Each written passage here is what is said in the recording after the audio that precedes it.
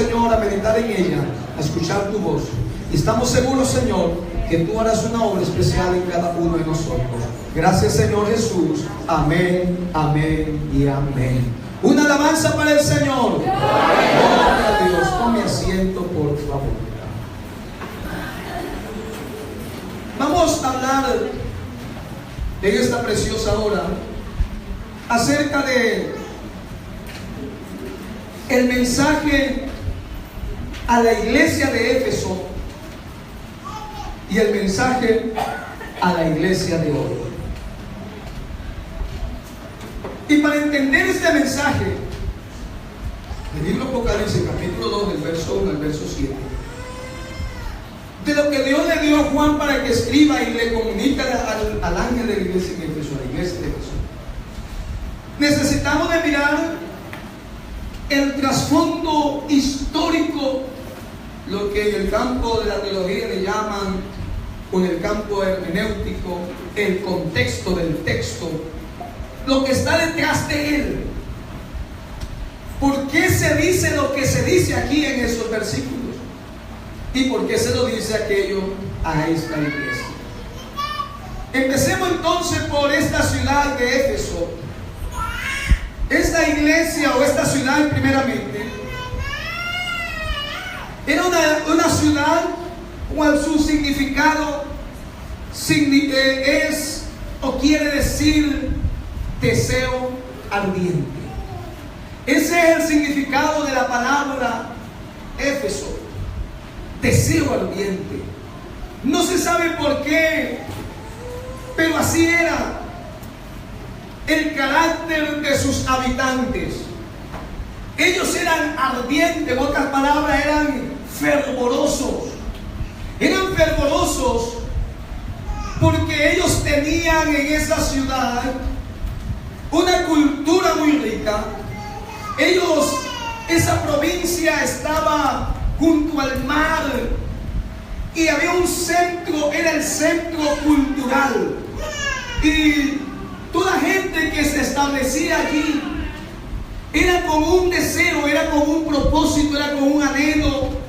Y ese anhelo que había de las personas que se establecían allí, el deseo, el propósito era crecer en conocimiento, porque ahí estaban las mejores universidades, estaban los mejores lugares para prepararse. Era una ciudad muy rica, era una ciudad muy orgullosa de lo que tenía. Era una ciudad que tenía una arquitectura hermosa y su cultura era una cultura mundial. Entonces, este lugar era un lugar muy especial.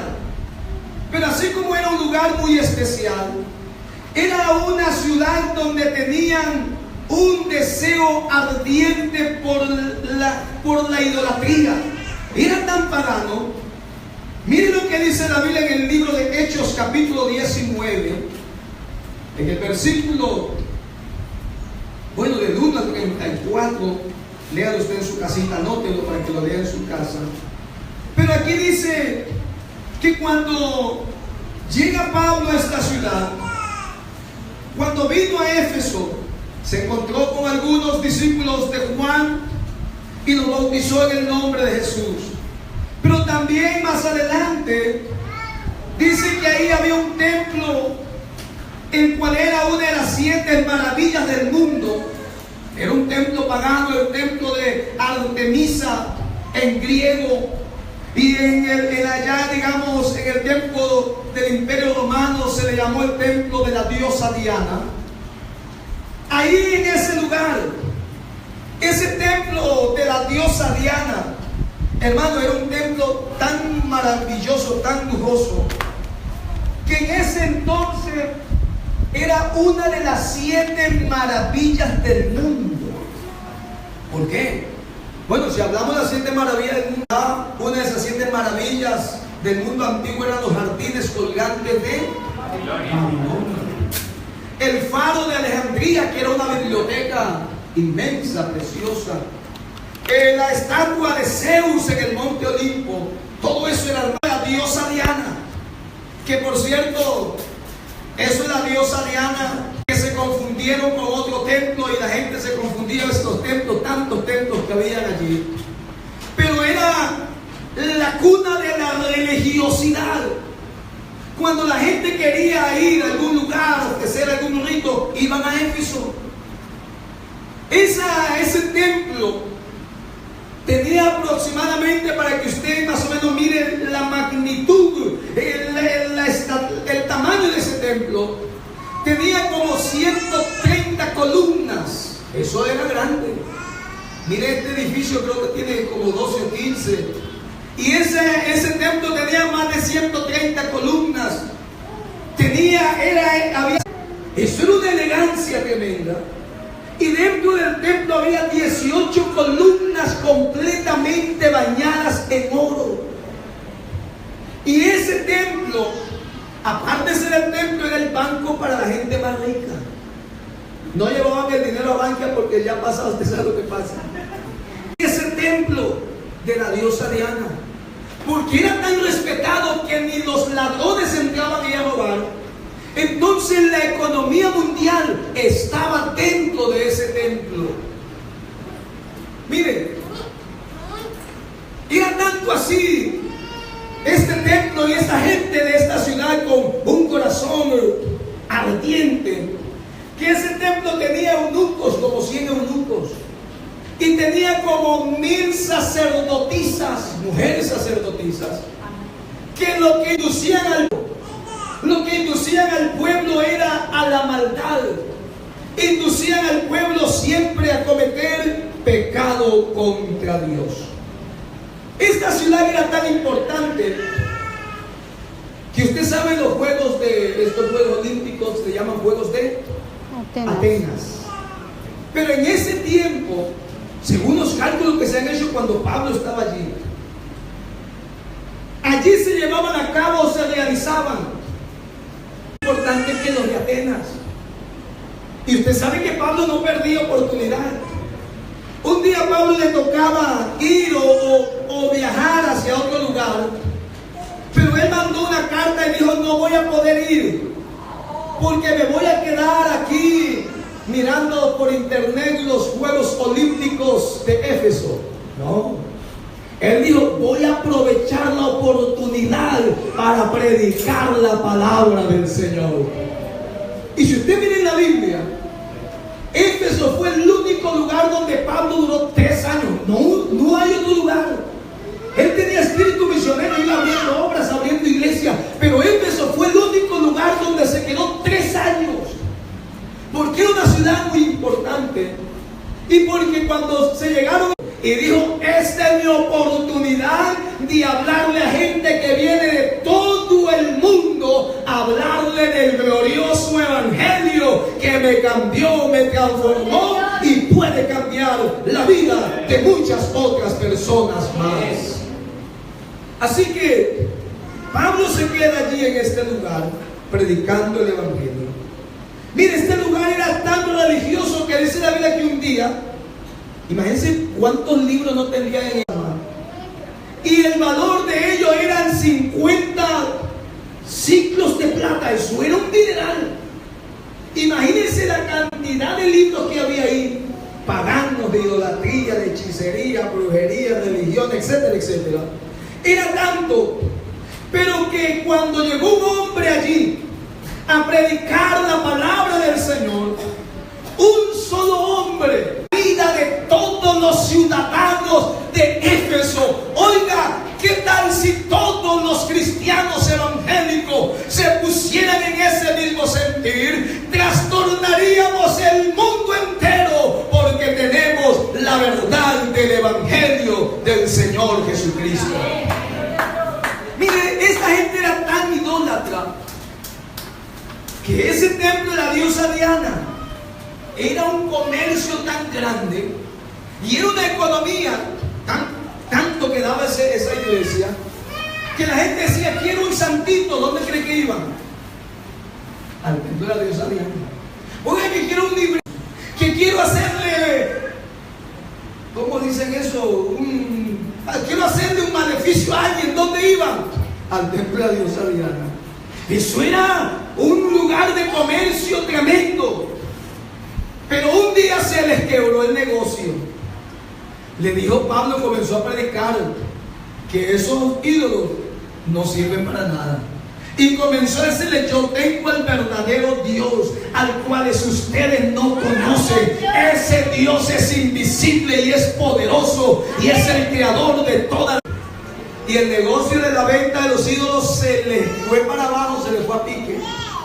Tanto el artífice que hacían estos ídolos para vender y alimentar a su familia, para tener su negocio, su entrada de dinero. Dice la Biblia que comenzaron a hablar en contra de él los plateros. Uno de esos era llamado Demetrio, y que dice que habló con los demás porque con ellos obtenían mucho dinero, pero sin embargo ya casi no vendían, y se dieron cuenta que era Pablo el que estaba predicando.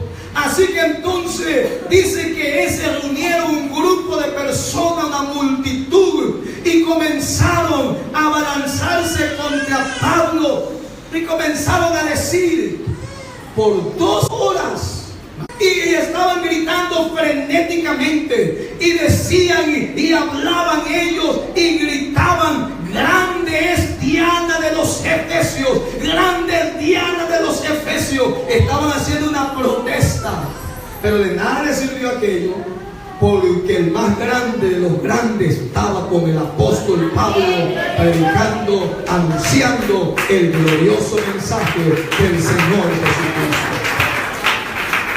Así que, hermanos queridos, esa era la ciudad de Éfeso. Esta ciudad de Éfeso era tan importante, pero era tan religiosa. Pero a esa ciudad pagana, a esa ciudad llena de idolatría y de pecado, a esa ciudad llegó el apóstol Pablo. Si usted lee el libro de Hechos, capítulo 18, verso 18, dice así: mas Pablo, habiéndose detenido aún muchos días allí, después de despedido de los hermanos, y navegó a Siria, y con él Priscila y Aquila, habiéndose rapado la cabeza en Cencrea, porque tenía hecho votos, y llegó a Éfeso y los dejó allí, y entrando en las sinagogas discutía con los judíos, dice la palabra del Señor Jesucristo, los cuales le rogaban que se quedase con ellos por más tiempo, mas no accedió, sino que se despidió de ellos diciendo: es necesario que en todo caso yo guarde en Jerusalén vosotros, si Dios quiere, y salve. Y dice la Biblia: y salvó de Éfeso. Yo quiero que usted note algo allí. Mire, cuando Pablo llega a Éfeso, ¿con quién llegó? Lo acabamos de leer, con Priscila y Aquila. ¿Y sabe qué hizo? Dice que los dejó allí. ¿Y sabe por qué los dejó allí? Porque Priscila y Aquila eran cristianos que estaban firmes en la doctrina del Señor Jesucristo. Estos hombres eran diáconos, pero eran diáconos que sabían manejar la palabra del Señor. Los dejó allí. Eran hombres que nada los movía de su fe. Era una pareja de esposo, hermano, pero que tenían claro en su mente quién era Dios y en quién habían creído. Tanto así que un día ellos, andando por Éfeso, se encontraron a un predicador que era de la línea de los de Juan el Bautista, pero él predicaba lo que él sabía, y de pronto escucharon de que lo que estaba enseñando Apolo no era así. Dice por ahí una historia, una teología, dice que Apolo estaba diciendo que Juan el Bautista era el Mesías. Cuando Priscila y Aquila lo escucharon, le dijo: hermano, y dice la Biblia que lo sentaron y le explicaron la sana doctrina. Es Jesucristo el Señor, el Verbo manifestado en carne, es Jesucristo, Dios con nosotros. Que Apolo entendió, le llegó la revelación y creyó en el nombre de Jesús para el perdón de sus pecados. Usted sabe entonces doctrina estos diáconos, estos ancianos. ¿Usted sabe cómo manejaban la doctrina, hermano? Como usted y yo teníamos que manejarla. No como pastor o misionero, apóstol, no. Como hijos de Dios necesitamos entender y comprender la doctrina de la palabra del Señor Jesucristo. Así que a esta ciudad llega Pablo. Y en este lugar, en esta ciudad de Éfeso, ¿Éfeso qué significaba? ¿O qué significaba en aquel entonces? Deseo ardiente. Y en esta ciudad, hermano, donde llegó Pablo, se organizó, se creó una iglesia con ese mismo sentir, con un deseo ardiente por servir y seguir al Señor Jesucristo. Se nació una iglesia con un amor tan grande, con un amor tan especial, con un amor tan sincero. Le escuchamos en la mañana predicar, decía la hermana, con un primer amor precioso. Eso que cada hermana, y yo no había hablado con ella lo que Dios me había dado en el corazón anoche. Y tenía un deseo tan ardiente, un amor tan grande por Cristo. Y en esta ciudad, según cuenta la historia, Juan, el apóstol Juan, por este emperador Domicio, y que fue desterrado a la isla de Patmos, cuando regresa, también María, la madre de Jesús, según la carne, y que sus huesos también quedaron enterrados. Importante, los Juegos Olímpicos, uno de los mejores templos de las 7 maravillas del mundo, la arquitectura, la cultura que ellos tenían, la cultura mundial, los monumentos. Era una ciudad llena de mucho orgullo por las cosas que tenía. Pero le pregunto yo hoy, ¿alguien se va de turismo a Éfeso? Nadie. Pero hoy en la actualidad, donde había una ciudad, ahora hay un silencio escalofriante y palúdico, porque donde antes había una ciudad, hoy es un desierto de ruinas de aproximadamente 6 kilómetros al diámetro. No hay absolutamente nada. Aunque allí existió un día una gran sociedad, aunque allí un día existió una iglesia con un corazón ferviente, hoy no queda absolutamente nada de lo que se cuenta en la historia. ¿Qué testifica esto? Que esta iglesia, la iglesia de Éfeso, no fue obediente a la advertencia que el Señor le hizo. No fue obediente. No se arrepintió. ¿Sabe por qué? Porque eso que dice la Biblia, si no te arrepientes, quitaré mi candelabro de en medio de vosotros. Si esa ciudad ya no existe, es más, si la iglesia ya no existe, hermano, es porque algo terrible pasó. Hemos visto más o menos la historia de esta ciudad, lo que tenía esta ciudad, lo que significaba esta ciudad. Ahora sí vamos a mirar entonces la Biblia, el mensaje que Juan escribe en el libro de Apocalipsis, en el capítulo 2, en el verso 1 en adelante. Dice así: escribe ¿a quién? Al ángel de la iglesia. Bueno, ¿quién es ese ángel de la iglesia? No cabe la duda, pero el ángel de la iglesia, es decir, al anciano de la iglesia, se está dirigiendo al que ministraba la iglesia, al pastor, como se le llama hoy, pero al anciano de la iglesia. No está hablando con los ángeles celestiales, porque para ello no necesitaría escribirles. Él le comunicaría directamente, como lo hizo cuando dijo: anda, dile a Abraham que no le haga daño al muchacho. No le mandó una carta, se lo dijo directamente. Anda, dile a María que lo que hay concebido en ella del Espíritu Santo es. El Señor no necesitó mandarle una carta a un ángel celestial. Pero aquí está hablando son de los ancianos de la iglesia. Miren, pero ¿por qué le llama al Señor ángeles y no le llama tal vez ancianos? Porque para la iglesia los ángeles ancianos son pastores, pero esos pastores para el Señor son ángeles del cielo. ¿Pero por qué ángeles? No estoy hablando de forma espiritual, sino que le llaman ángeles, porque la palabra ángel significa mensajero.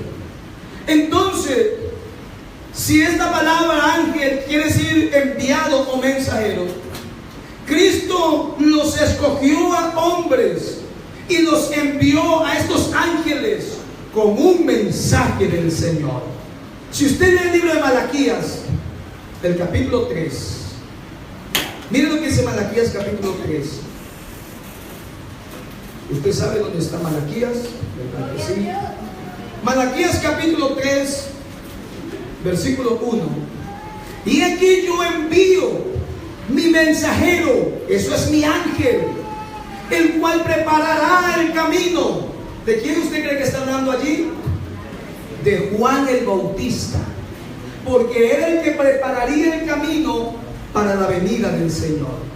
Así que esa palabra enviado o mensajero habla acerca de los ángeles que el Señor envía a predicar. Apocalipsis capítulo 2, versículo 1, dice: escribe el ángel de la iglesia en Éfeso, el que tiene las 7 estrellas.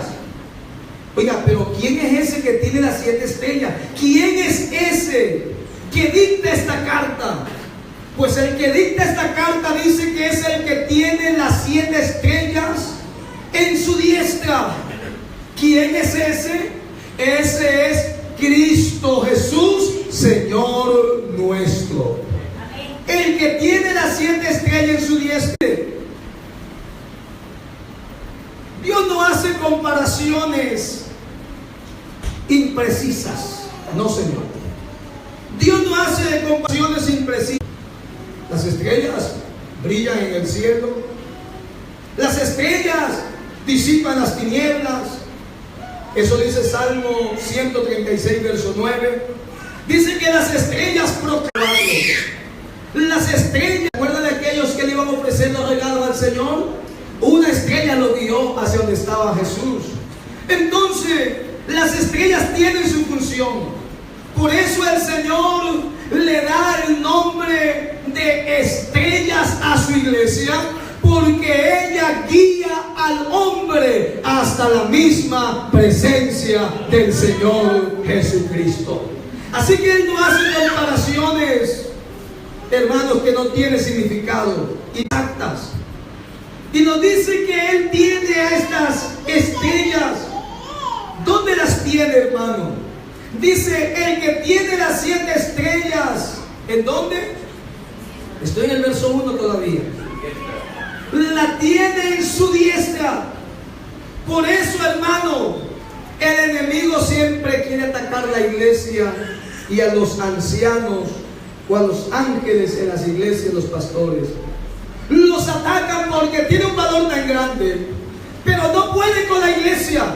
¿Por qué? Porque la iglesia está en la diestra del Señor. La iglesia está escondida en la mano del Señor. Por eso Él dice, nada os arrebatará de mi mano. Porque si estamos en las manos del Señor, estamos seguros en Él y nada nos moverá de la presencia del Señor.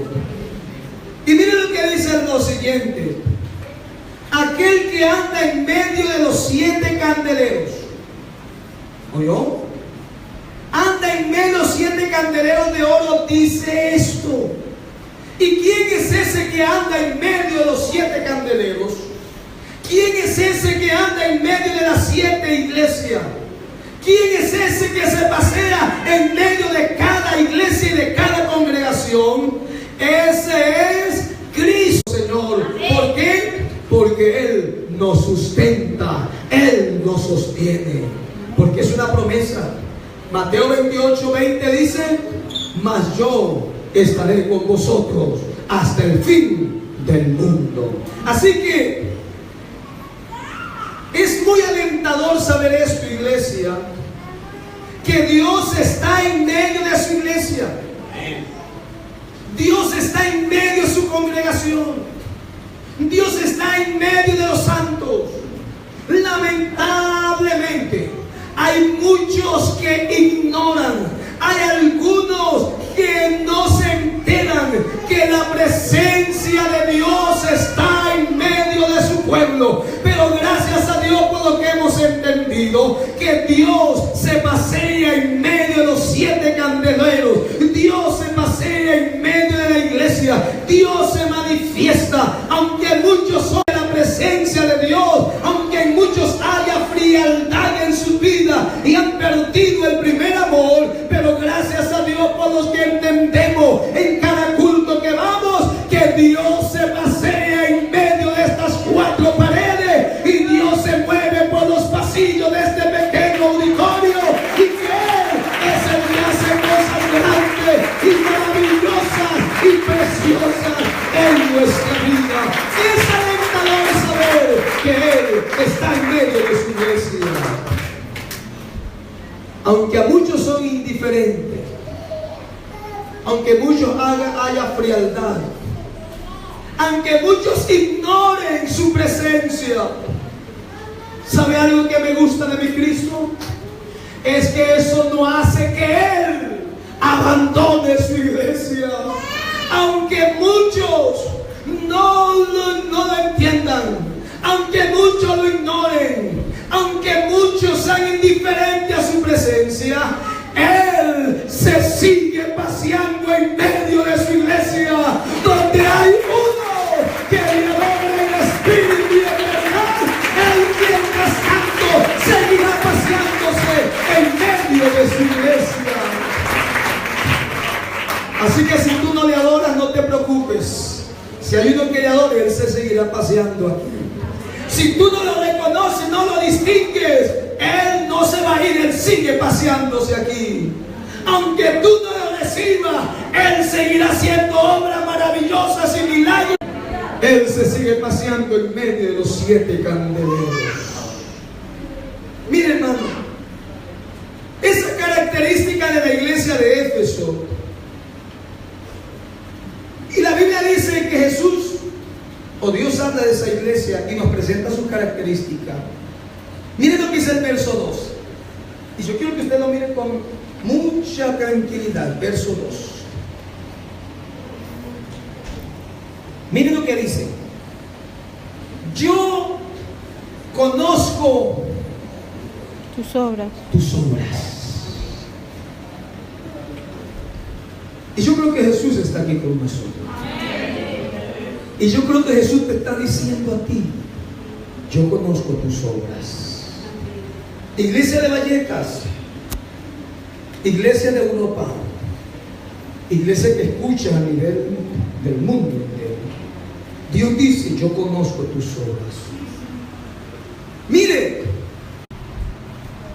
y cuando Él le dice a la iglesia de Éfeso: yo conozco tus obras, las buenas obras. Ahora le pregunto yo, ¿será que Él no sabía las malas obras que hacía la iglesia de Éfeso? Él sí las sabía. Pero sin embargo Él les dice: yo conozco tus buenas obras. Y no le saca a reducir las malas. Eso tenemos los humanos, que si hay 100, la número 1, la mala. Pero Jesús dice: yo conozco tus obras. Y mira, y comienza a resaltar una lista de virtudes extraordinarias que tenía la iglesia de Éfeso. Hermano, uno ve, no mira las faltas. Y si mira la falta, dice la Biblia, mejores. En las virtudes que él tenía. Y comienza a resaltar las virtudes, capítulo 2. Y dice: yo conozco tus obras y tu arduo trabajo. Eso, cuando dice arduo trabajo, no habla de hacer una manualidad y ya sentarse. Cuando la Biblia dice arduo, usted va a mirarlo y investigue esa palabra, porque dice arduo trabajo. Eso quiere decir que suda la gota gorda, como se dice por ahí. Eso quiere decir arduo trabajo. Que están trabajando cansados, sofocos, su lado, pero sigue trabajando. Eso quiere decir arduo trabajo. Se lo leo y después se lo explico. Tu arduo trabajo, paciencia, que no puedes soportar a los malos ya, y has probado a los que dicen ser apóstoles y no lo son, y los has hallado, ¿qué dice la Biblia? Mentiroso. Así los ha hallado, mentiroso. Miren, y dice un arduo trabajo. Esta iglesia de Éfeso trabajaba tanto, hermano, y como estaba en ese primer amor, ¿sabe lo que hacía? Todo lo que hacía, como dice la Biblia, de hecho o de palabras, lo hacía para la gloria y la honra del Señor. Era una iglesia que trabajaba en la obra del Señor, pero en una forma tan especial.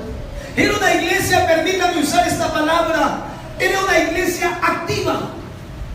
Era una iglesia que trabajaba mucho por la causa misionera, por la predicación, por la conquista de nuevas almas. Oiga, y esta iglesia, hermano, trabajaba para sostener la obra y sostener al misionero Pablo. Y trabajaba esta iglesia, tanto así que el Señor dice: yo conozco el trabajo de esa iglesia. Yo creo que si el Señor hoy nos dijera a cada uno, yo creo que también Él diría: yo conozco el trabajo de la iglesia de Valleca, una iglesia que trabaja, sí, por nuevas almas, pero también trabaja por las obras misioneras. Yo conozco tus obras, dice el Señor Jesucristo.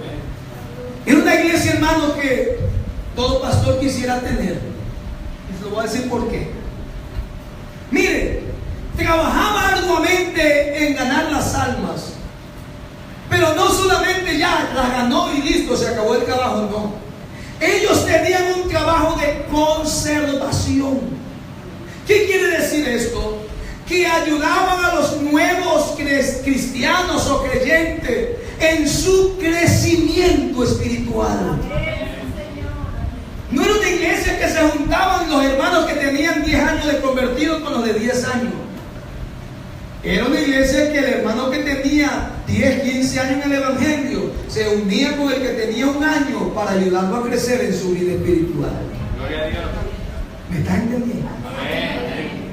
Era una iglesia de trabajo de conservación, pero también era una iglesia, hermanos servidores, que tenía un trabajo de ser maestros. ¿Qué es eso? Que profundizaban en la palabra de Dios. Tenía una profundidad de Dios, su sabiduría, y era una iglesia que tenía una sana voluntad para servir al Señor Jesucristo. Era una iglesia, ahí está de ejemplo Priscila y Aquila. Comenzaron a adoctrinarlo, a enseñarle a Apolo, hasta que le fue revelada la palabra del Señor. No lo dejaron, no lo soltaron, sino que le enseñaban la palabra del Señor. Era una iglesia que hacía obra social también. Hacía buenas obras.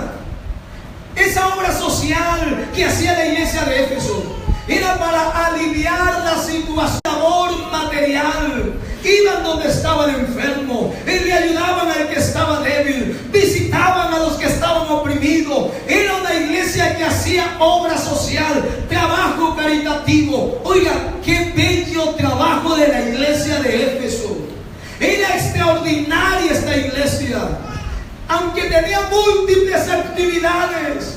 Todo lo hacían no para su ego, todo lo hacían para la gloria y la honra del Señor Jesucristo. En la iglesia de Éfeso, hermano, no había, usted conoce un animalito que se llama zánganos. No digo zánganos malcriados, sino zánganos de un animalito. En la iglesia de Éfeso no había zánganos. ¿Usted sabe lo que hace ese animalito, no? Se van comiendo las raíces o el corazón de la planta. Hacen daño, hacen destrucción por dentro. Aunque usted no lo ve por fuera, pero están haciendo destrucción por dentro.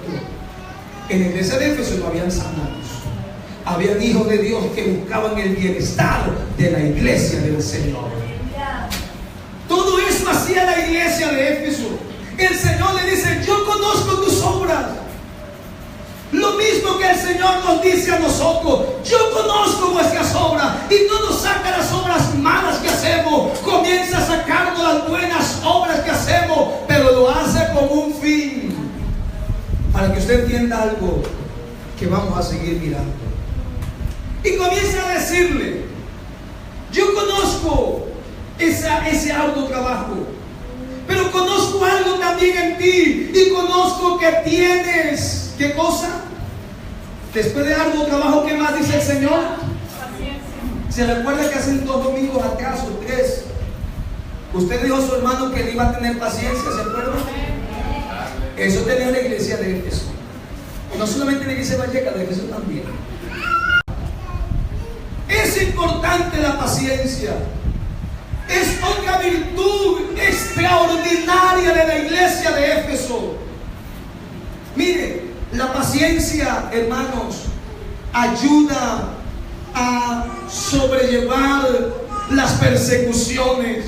La paciencia ayuda a sobrellevar la injusticia. La paciencia ayuda a sobrellevar las pruebas. La paciencia ayuda a sobrellevar las debilidades de otro. Por eso es necesario que tengamos paciencia, la paciencia del Señor.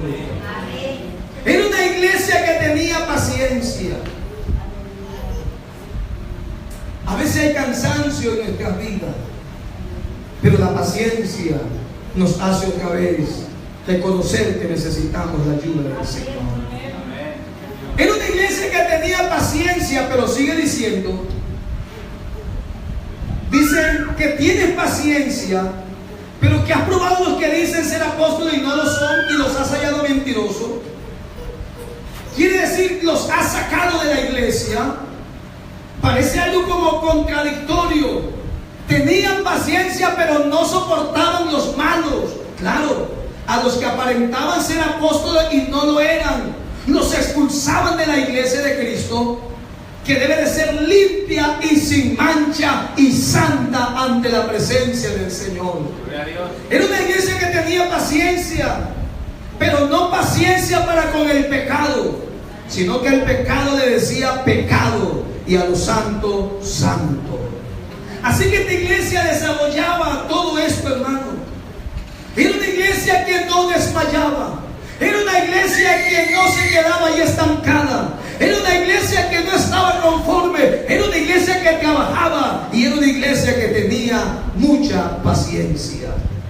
Y miren lo que dice la palabra del Señor. Y has sufrido, y has tenido paciencia, y has trabajado, otra vez me recuerda, arduamente, por amor de mi nombre, y no has desmayado. Dice el verso 5. Y les dice el verso 6: pero tienes esto, que aborreces la obra de los nicolaitas, las cuales yo también aborrezco.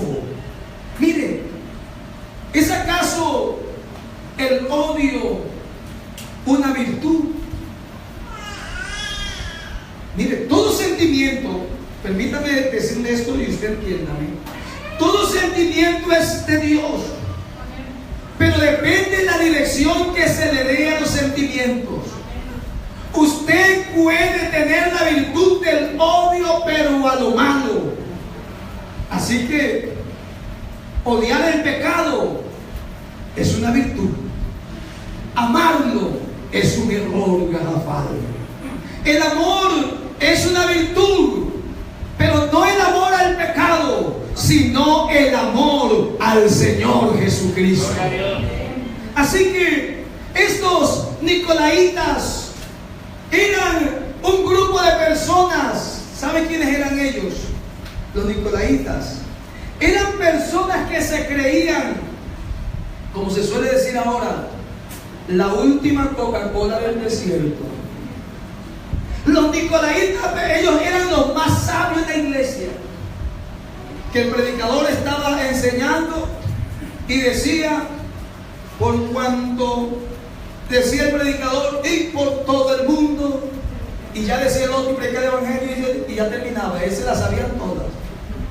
Pero ¿sabe qué enseñaban? Enseñaban la fornicación.